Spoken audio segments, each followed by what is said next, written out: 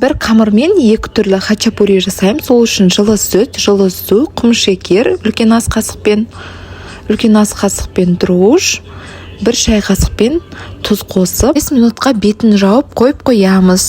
15 минуттан кейін міне дайын болды. Сұйық майымызды қосамыз 45 грамдай. Енді үстіне ұн қосып, жұмсақ қамыр илейміз. Қамырым дайын болғанша сырды теркадан өткізіп дайындап аламын. Қамырымды 3 бөлікке бөліп, теңдетіп, біреусін доңғалақ етіп жаямын. Ортасына сырды осылай жайып шығамыз. Қазір бұны біріктіретін боламын. Қолмен біріктіреміз. Бірден оқтаумен жайып жіберсеңіздер, жарылып кетуі мүмкін. Сырлары сыртына шығып кетуі мүмкін. Қолмен әдемілеп осылай жайдым.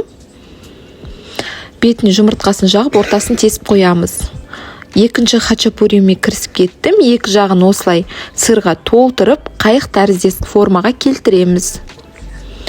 Осыларымды қазір табаққа саламын. Жұмыртқаны жағып шықтым. Екінші хачапурим ортасына сырды аямай салдым.